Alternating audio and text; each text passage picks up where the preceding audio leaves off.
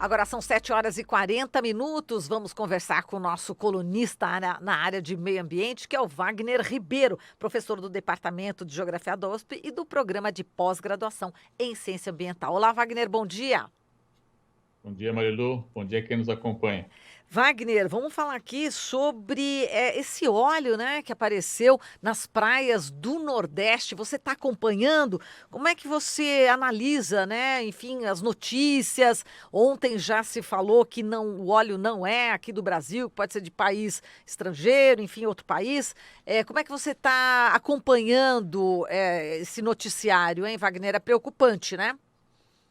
Você tem razão, Marilu. É muito preocupante porque, na verdade, é uma mancha extensa, né? Ela não é se foi um vazamento, não é pequeno.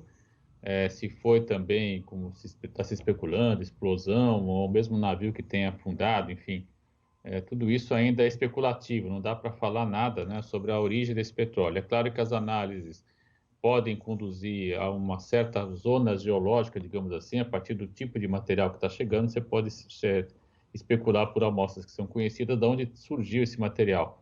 Mas ainda é muito precoce para dizer de que país veio e de onde veio.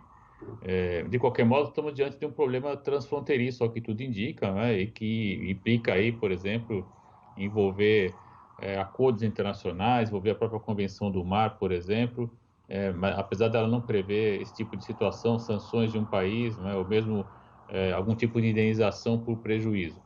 Agora, independente disso, né, toda a fauna marinha é muito prejudicada. A gente tem visto imagens tristes, né, de tartarugas, mas são seres bem maiores.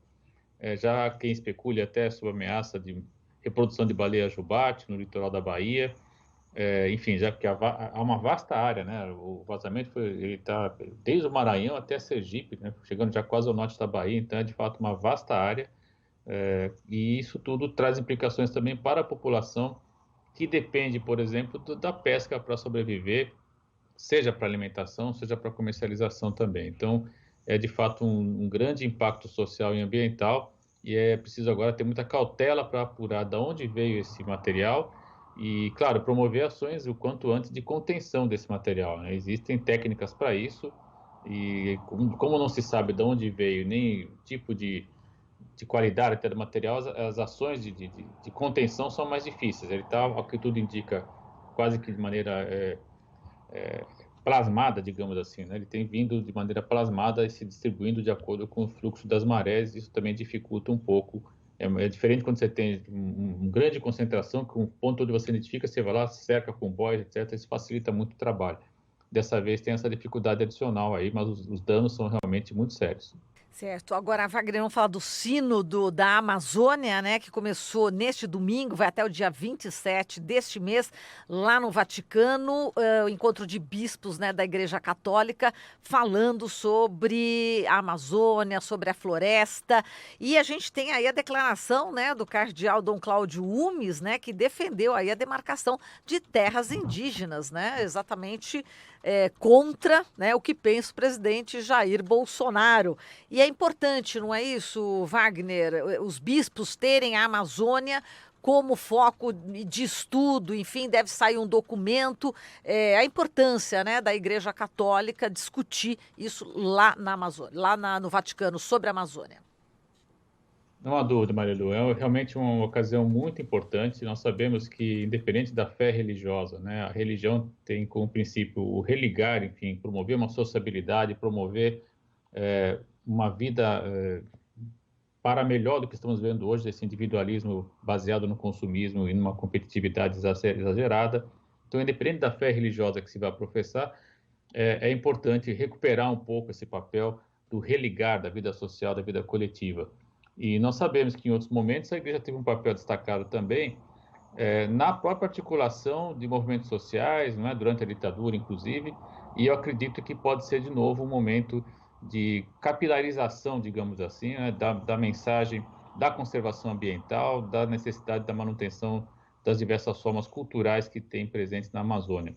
O documento ele parte de três princípios, né? O ver, julgar e o agir, e é justamente no ver que eu gostaria de destacar, quer dizer, eles reconhecem claramente a importância do território amazônico, a sua diversidade em termos de biodiversidade, em termos de capacidade de retenção de água, reconhece também o papel da Amazônia no controle das mudanças climáticas, e depois vai para a questão cultural, onde reconhece aí todas as diversidades, toda a diversidade cultural dos povos originários que vivem nessa área.